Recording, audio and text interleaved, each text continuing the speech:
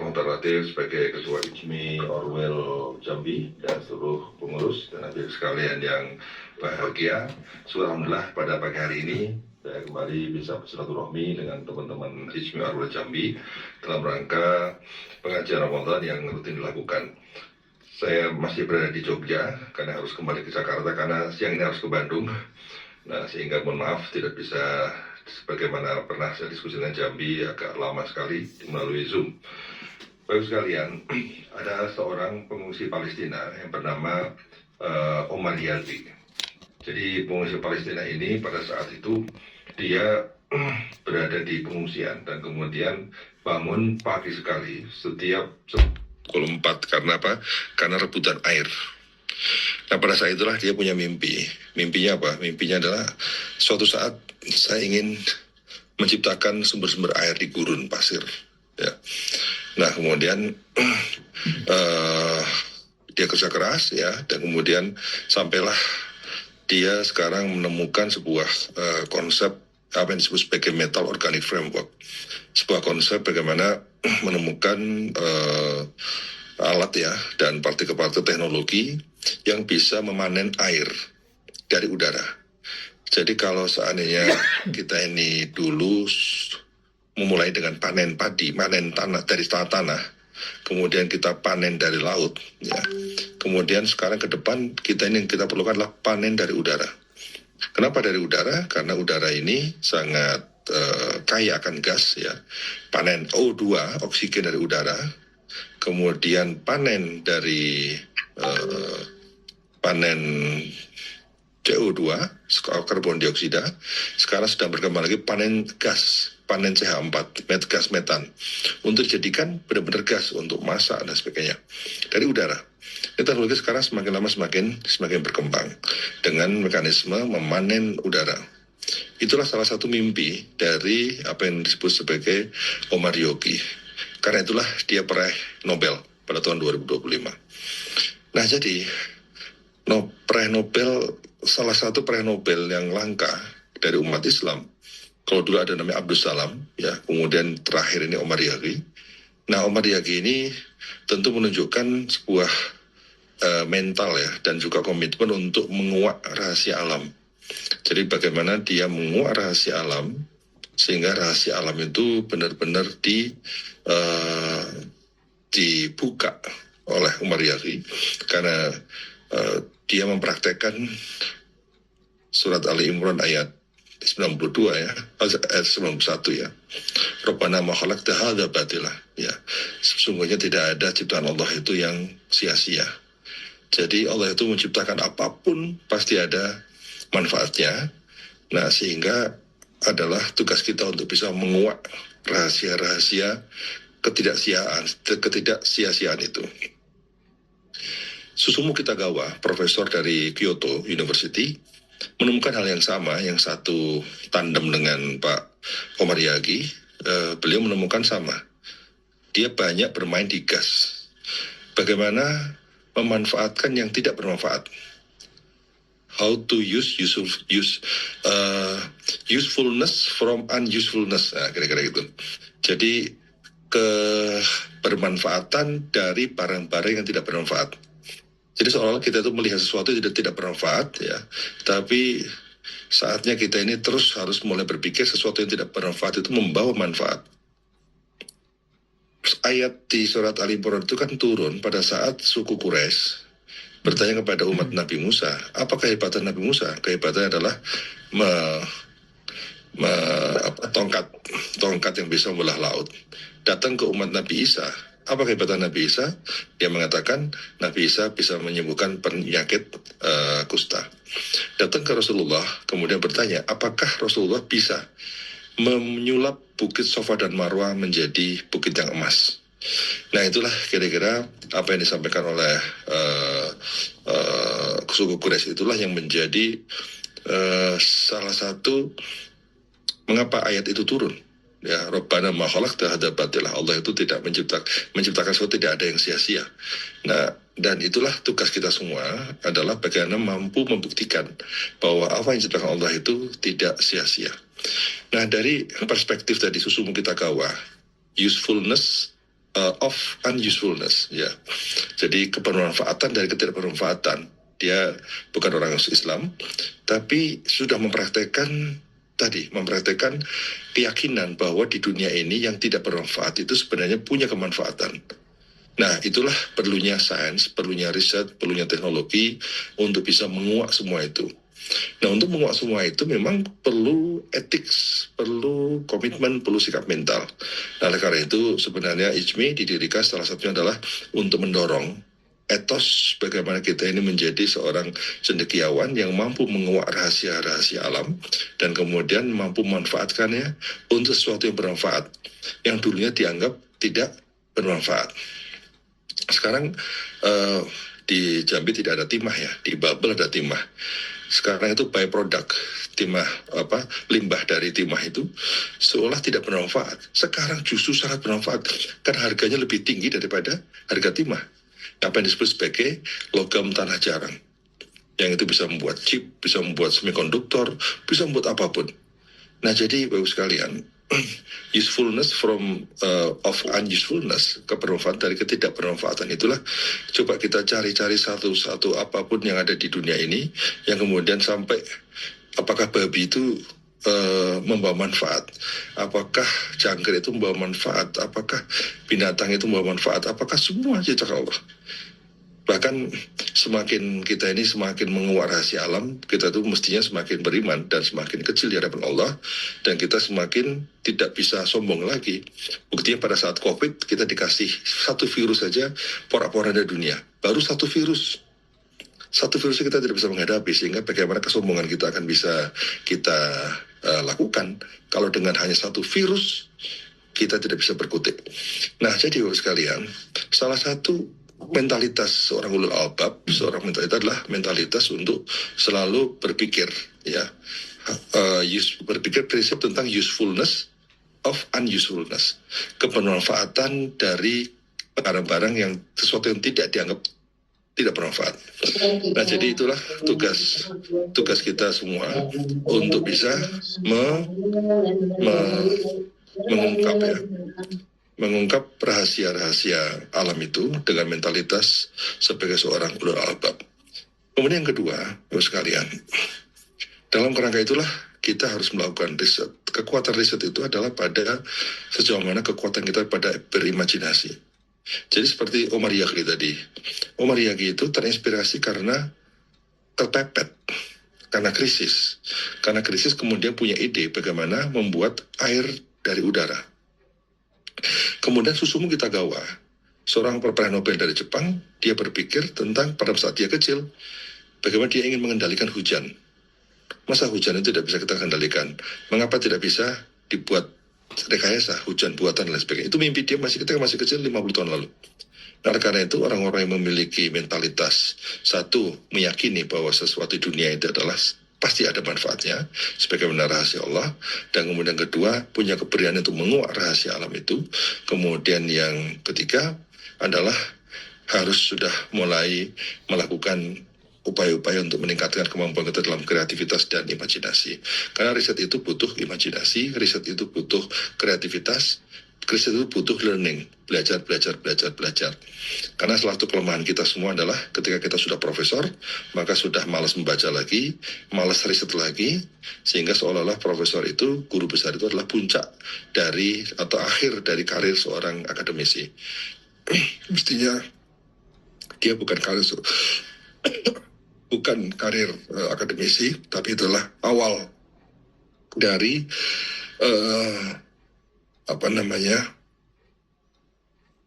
ketidaktahuan kita atas ketahuan kita atas ketidaktahuan kita. Karena semakin puncak orang, maka dia semakin tahu tentang hal-hal yang dia nggak tahu. Bapak sekalian, kemudian yang keempat adalah orang-orang itu biasanya memiliki mentalitas dari hasil internalisasi sifat al-badi'. Dalam Asmaul Husna itu ada sifat Al-Khaliq, ada sifat Al-Badi. Apa itu artinya? Al-Khaliq sama, menciptakan. Al-Badi menciptakan semua. Tapi beberapa tafsir mengatakan Al-Khaliq itu adalah menciptakan dalam perspektif umum. Al-Badi menciptakan sesuatu hal yang baru. Jadi kalau Al-Khaliq bisa saja menciptakan sesuatu yang sudah diciptakan, mengulangi penciptaan. Kalau Al-Badi menciptakan benar-benar hal yang baru. Badi usamawati wal ard.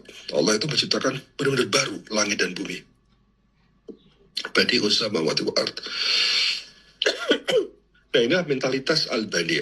Itulah harus kita internalisasi sebagai seorang cendekiawan agar kita punya mentalitas untuk selalu memulai hal baru. Dalam bahasa kekinian, perlu kita harus berinovasi. Kita menjadi inovator, memulai hal-hal baru, dan memulai hal baru itulah awal kita membuat sejarah baru. Jadi Al-Ghazali pernah mengatakan, kalau kau ingin membuat sejarah baru, maka menulislah. Menulis salah satu untuk membuat sejarah baru. Menulis hasil riset, menulis hasil ide dan pikiran dan sebagainya. Nah, karena itu, berinovasi ya itu kemudian menghasilkan hal baru, kemudian menjadi trendsetter. Kemudian hari ini kita mendapatkan istilah baru lagi, apa yang disebut sebagai future practice. Selama ini kita ini memang punya mentalitas sebagai orang yang fokus pada best practice. Best practice akan menjadikan kita sebagai follower. Tapi future practice itu akan menjadikan kita sebagai leader. Kenapa? Karena future practice itulah orang akan memulai hal baru. Seperti tadi, Susumu Kitagawa dan Omar Yagi. Menemukan alat, menemukan teknologi untuk bisa memanen CH4 dari udara.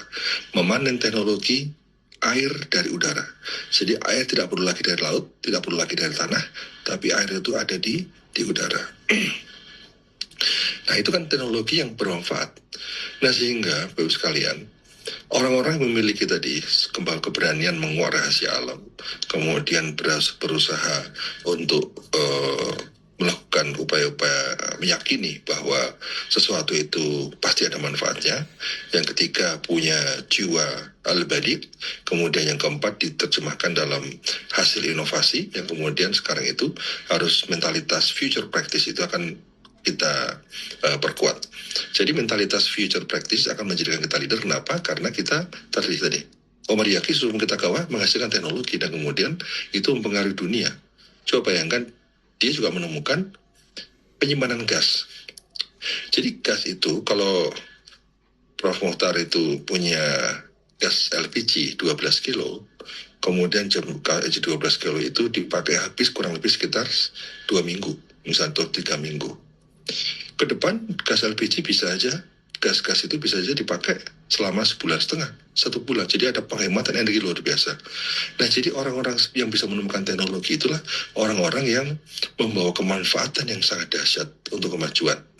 Kemanfaatan yang luar biasa untuk kemajuan. Dan kemanfaatannya sangat luas, kemanfaatannya sangat panjang, jangka panjang. Meskipun kita sudah tidak ada, teknologi yang kita temukan itu masih bermanfaat.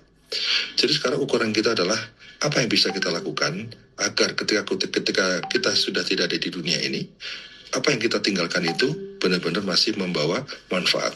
Karena itulah sebenarnya yang akan dihitung oleh Allah Subhanahu Wa Taala. Ya, dalam surat Yasin kan Allah mengatakan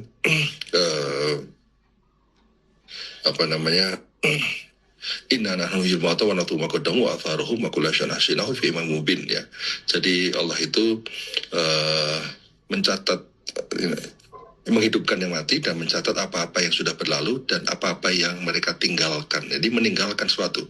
Kalau kita meninggalkan ilmu, kita meninggalkan teknologi, kita meninggalkan satu keputusan-keputusan politik yang penting, ya, sebuah karya yang ketika kita sudah tidak ada, tapi manfaatnya masih ada. Nah, itulah pahala akan terus mengalir. Dan mentalitas untuk membuat sejarah baru, dengan inovasi baru, dengan keputusan-keputusan baru, bagi seorang pejabat berarti SK-SK baru, yang mensejahterakan, SK baru yang berdampak luas kepada masyarakat, itu sesuatu yang kita sudah tidak ada, tapi akan terus membawa kemanfaatan untuk orang lain. Nah, jadi Bapak sekalian, pada akhirnya orang-orang seperti Umar Yaki, ya, dan seperti Sumu Kitagawa adalah orang menjalankan prinsip khairun nas. Khairun nas anfa'uhum linnas, sebaik-baik manusia adalah memberi manfaat untuk orang lain. Memberi manfaat untuk orang lain dengan memberi manfaat berupa ilmu dan teknologi. Itu jangka panjang, itu akan sustainable, itu akan memberikan multiplier efek besar pada kemajuan, itu akan sistemik, ya, dan kemudian meluas sekali. Tentu kalau saya memberi permen kepada anggota IJMI Jambi, ada manfaatnya nggak? Ada. Tapi semua orang bisa memberi permen. Orang lulusan SD juga bisa memberi permen. Anak kecil bisa memberi permen. Tapi orang bisa menciptakan teknologi pemanen udara, penamanan air dari udara, tidak semua orang bisa. Jadi semakin tinggi status seorang, semakin tinggi pendidikan seorang, semakin cendekiawan seseorang, maka dituntut untuk memberikan manfaat yang lebih besar. Berarti kita harus berkarya lebih banyak. Memberi manfaat yang lebih besar, berkarya lebih banyak, ya berarti kita akan memberikan impact lebih besar pada kemajuan. Itulah hakikat khairun nas. Sehingga mentalitas khairun nas itu kalau dijalankan oleh semua anggota IJMI, maka kita semua akan banyak karya, banyak kreasi, karena yang kita pikirkan adalah manfaat jangka panjang. Kalau manfaat jangka panjang butuh ilmu. Manfaat jangka panjang butuh kerja keras. Tidak bisa kita manfaat jangka panjang hanya diselesaikan dengan cara-cara yang instan. Nah, itulah kira-kira Bapak sekalian gambaran tentang bagaimana riset inovasi sebagai upaya kita untuk menjadi khairun nas. Khairun nas, anfa'uhum nas, baik manusia adalah memberi manfaat untuk orang lain. Karena apa? Karena kita berusaha untuk selalu meyakini bahwa Allah itu menciptakan kita semua, tidak ada yang sia-sia, dan tugas kita semua untuk menguak rahasia alam, dan semoga riset dan inovasi yang kita lakukan itu sesuatu yang memang didasarkan oleh niat untuk semakin tunduk kepada Allah Subhanahu wa Ta'ala. Karena semakin kita mendalami, semakin banyak riset, kita semakin tahu bahwa kita ini nggak ada apa-apanya. Tinta pun tidak cukup untuk menulis ilmu Allah.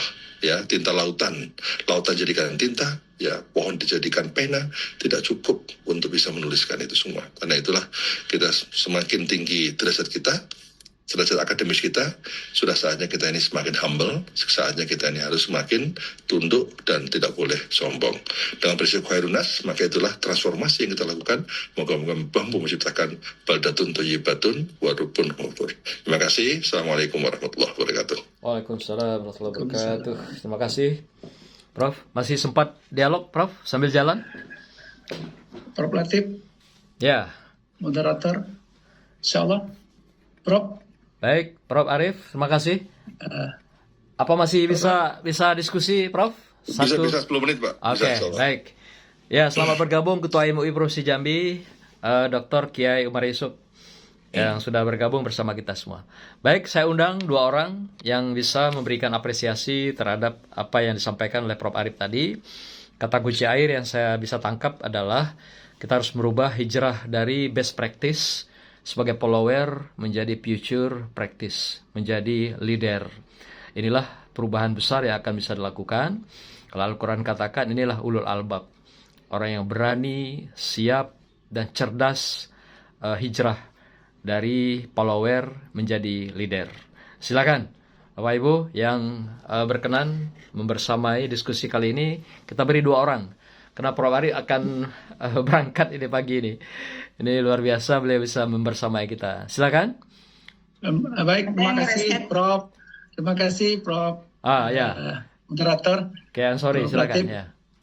Alhamdulillah kita dapat berjumpa langsung kepada Prof Arif. Beliau adalah Ketua BRIN sekaligus juga Ketua IJMI Pusat.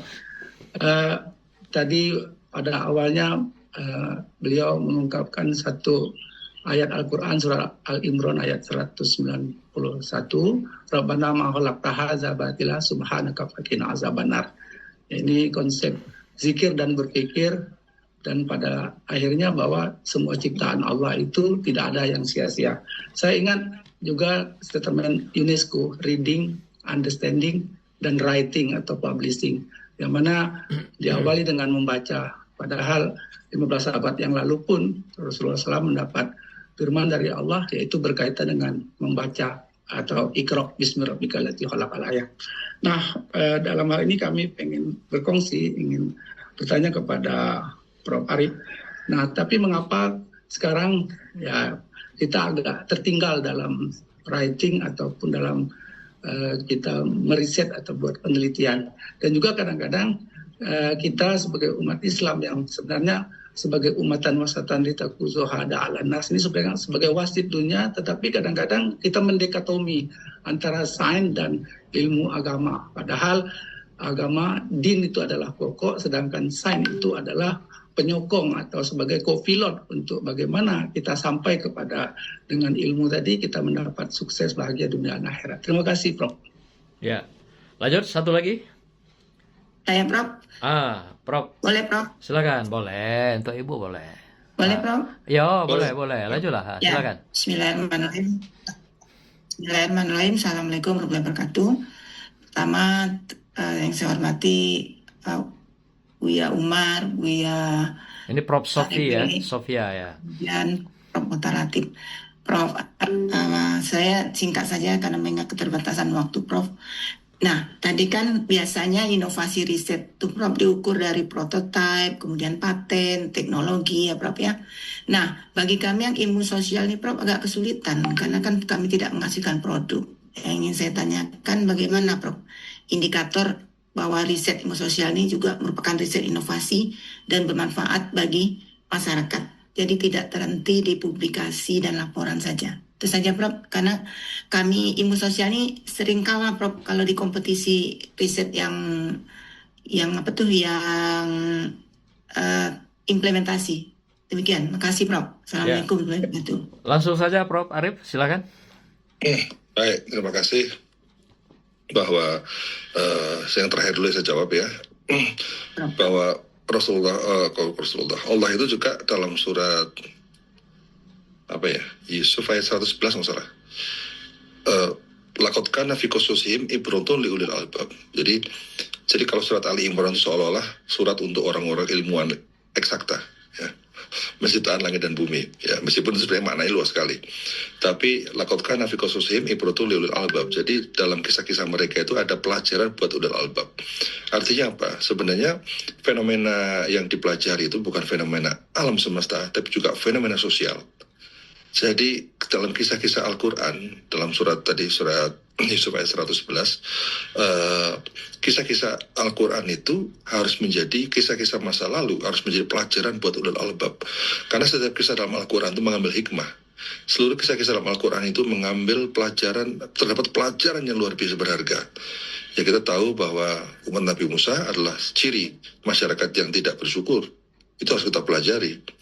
Mengapa surat la in syakartum la azidanakum wa in kafartum inna adzabi lasyadid itu turun? Karena umat Nabi Musa setelah diberi nikmat kemerdekaan, terlepas dari kejaran Firaun, dia masih mengeluh. Sama seperti kita semua ini kan sudah diberi nikmat kemerdekaan oleh Allah ini, Indonesia merdeka, tidak seperti di Timur Tengah, tidak seperti negara-negara yang masih perang. Kita ini nikmatnya luar biasa, tapi kita mengeluh, tidak mau berpikir, tidak mau bergerak, tidak mau berkarya untuk menghasilkan sesuatu yang membawa manfaat untuk kemajuan. Nah, jadi sebenarnya fenomena sosial itu adalah fenomena yang juga diajarkan oleh Allah, sehingga kita kalau bicara ulul albab, maka dia selalu mencermati proses penciptaan langit dan bumi, fenomena alam, tapi juga mempelajari fenomena sosial. Nah, fenomena sosial itu banyak sekali. Banyak sekali justru riset hari ini yang kita perlukan dari ilmu sosial. Karena revolusi industri 4.0 yang berbasis digital sekarang sudah mulai bergeser ke 5.0. 5.0 itu bicara digital, tapi bicara sustainability, bicara humanity. Di sini ilmu sosial sekarang mendapat tempat.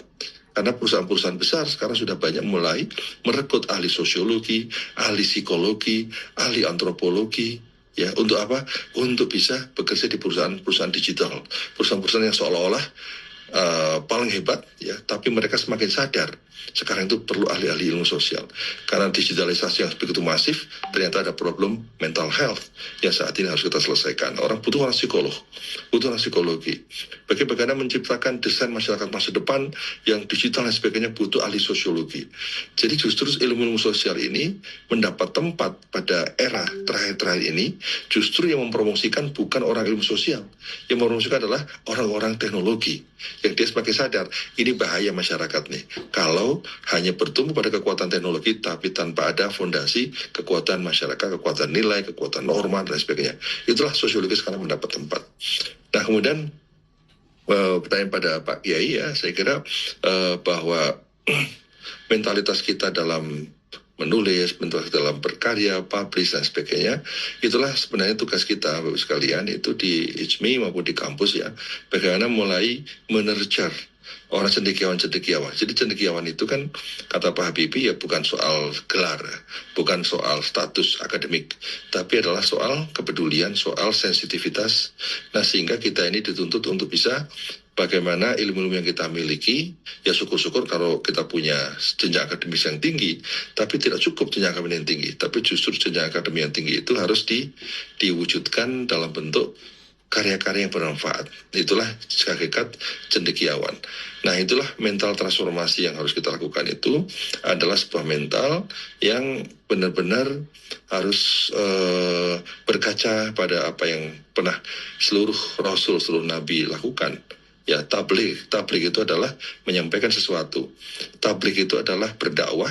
Tabligh itu adalah berkomunikasi, mengkomunikasikan. Tabligh itu adalah menginspirasi. Tapi syarat-syarat orang bisa bertabligh dengan baik, berarti kalau orang menulis dengan baik, orang menyampaikan pandangan dengan baik, orang menyampaikan ide dengan baik, orang berkomunikasi dengan baik, basisnya apa? Basisnya adalah amanah, basisnya adalah kepercayaan, basisnya adalah trustworthy. Jadi orang gini, kalau kita berkomunikasi dengan orang itu sudah dapat dipercaya, al-amin, maka kita tuh akan mudah berkomunikasi karena tidak ada prasangka. Ya. Nah, syarat orang bisa menjadi amanah gimana? Syaratnya adalah dia harus punya fatonah. Dia harus punya sidik. Kenapa dia punya fatonah, dia punya sidik? Karena kredibilitas atau amanah itu dibangun karena kapabilitas, yaitu fatonah. Karena kita ini cerdas, karena punya ilmu, ya, kita punya ilmu, kita cerdas, kita pintar, kita visioner, kita punya mindset yang baik, kita pembelajaran yang baik. Tapi itu tidak cukup. Banyak orang pintar tidak dipercaya. Mengapa? Karena dia tidak punya sidik. Sidik itu apa? Sidik itu adalah integritas. Jadi kalau fatonah adalah basis kapabilitas, sidik adalah basis integritas. Nah, integritas itu gimana? Integritas itu ya kejujuran menjadi nomor satu. Mengapa negara-negara maju bisa maju karena kejujurannya. Jadi kejujuran itu universal. Ya, jadi orang-orang yang disebut sebagai high trust society, masyarakat dengan rasa saling percaya yang tinggi, maka dia adalah punya modal untuk maju. Kenapa? Karena orang-orang yang sudah punya modal untuk maju, dia sudah dipercaya, akan banyak kolaborasi. Kalau banyak kolaborasi, akan banyak inovasi. Nah, terus bagaimana kita memperkuat integritas? Kok sekarang tiap hari banyak orang tertangkap KPK? Apakah kita semakin pesimis dengan masa depan pemerintah yang bersih di Indonesia ini?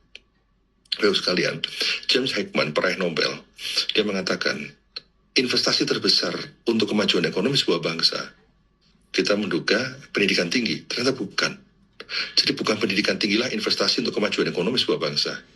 Tapi ternyata kemajuan ekonomi sebuah bangsa itu ditentukan oleh investasi terbesar dalam pendidikan anak usia dini. Jadi bukan pendidikan tinggi, bukan pendidikan menengah, bukan pendidikan dasar, tapi pendidikan anak usia dini. Semakin kita banyak invest dalam pendidikan anak usia dini, maka akan semakin berpeluang kita menjadi negara besar. Kenapa? Karena pendidikan anak usia dini itu melatih karakter. Karena pendidikan anak usia dini melatih life skill, melatih soft skill. Sehingga yang kita perlukan adalah bagaimana sejak dini orang dilatih kejujuran, orang dilatih life skill, dilatih soft skill. Itulah sebenarnya pada saat kita berkembang ke depan, orang-orang yang mendapatkan pendidikan yang baik, itu akan semakin terjaga. Life skill-nya, social skill-nya, soft skill-nya, dan juga integritasnya. Nah, ini yang banyak orang belum banyak yang tahu. Ini hasil penelitian Nobel. Jadi memang dia bisa meraih Nobel karena apa? Mampu membuktikan itu. Membuktikan ternyata bukan pendidikan tinggi universitas sebagai pilar kemajuan ekonomi, tapi adalah pendidikan anak usia dini. Nah, itulah konsep sidik. Itu harus kita terjemahkan bagaimana membangun masyarakat dengan yang sidik. Itu dengan secara institusi, maka kita harus menciptakan banyak-banyak pendidikan anak usia dini. Dan kita kerjakan secara serius. Kita kerjakan secara serius karena 2045 sangat tergantung pada pendidikan anak usia dini hari ini. Jadi kalau Indonesia mau 2050 hebat, 2045 hebat, maka pendidikan anak usia dini hari ini harus kita perkuat dengan baik. Karena modal integritas, life skill, social skill, dan soft skill itu akan menjadi modal dia untuk berkembang. Jadi saya kira demikian Ibu dan Pak Kiai, terima kasih atas pertanyaannya. Sekali lagi saya mengucapkan terima kasih Prof. Muhtar Latif atas undangan pada hari ini. Sekali lagi saya mohon maaf, ini saya di Jogja, ini dari hotel segera jalan ke bandara untuk berangkat lagi ke Jakarta. Kemudian setelah itu langsung ke Bandung. Dari UGM mau ke ITB. Terima kasih Bapak semua. Saya doakan semua Bapak semua, Ijmi Orwell Jambi selalu sehat walafiat, penuh berkah, lancar rezekinya. Yang penting bahagia dunia dan akhirat. Amin. Assalamualaikum warahmatullahi wabarakatuh. Waalaikumsalam warahmatullahi wabarakatuh. Terima kasih. Ya, Prof. Ari, terima kasih atas membersamai kegiatan dakwah digital hari ini. Ini adalah yang ke hari 24, Prof. Kami lakukan tiap hari. Jadi non-stop, mulai jam 6. Dan terakhir nanti bicara adalah Pak Gubernur kita. Oh, alhamdulillah. Ya, jadi Pak Prof, ini bagian terakhir ini, sudah hampir-hampir di last minute ya. Kami ucapkan terima kasih Prof. Di tengah kesibukan luar biasa, sempat bersama kita pagi ini. Kami sangat bahagia dan memberikan pencerahan yang luar biasa. Kami patut berbangga, tentu juga Prof layak menjadi atau dapat gelar sebagai kiai juga. Karena di Jambi sangat populer istilah kiai itu, Prof. Ada dua, kiai dan buya. Nah, kalau Prof Arif kiai lah ya, kiai Prof Arif Satria ya. Oke, Prof, terima kasih banyak. Ya, selamat jalan ya. Dan semoga selamat sampai tujuan dan berkah segala pengabdiannya. Barakallah. Terima kasih. Amin. Ya. Amin. Terima kasih. Ya, Sampai itu ya. Baik. Silakan Prof. Alhamdulillah. Ya, semuanya. Assalamualaikum. Waalaikumsalam warahmatullahi wabarakatuh. Warahmatullahi wabarakatuh.